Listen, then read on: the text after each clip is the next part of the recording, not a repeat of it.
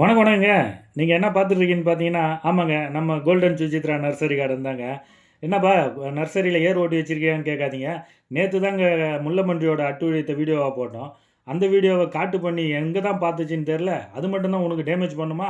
நானும் வந்து டேமேஜ் பண்ணுவேன்னு ஒரே நைட்ல பூந்து மொத்தமா ஏர் ஓட்டி விட்டுருச்சுங்க.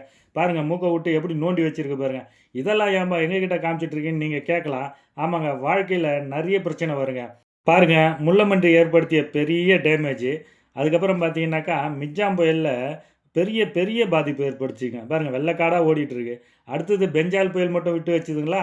பாருங்க எவ்வளோ எவ்வளோ சேதப்படுத்தியிருக்கு பாருங்க. இதெல்லாம் ஏன் சொல்லிட்டு இருக்கேன்னா, 2021ல கோவிட்ல மாட்டி சாவோட எல்லைக்கே போயிட்டு வந்துட்டேங்க.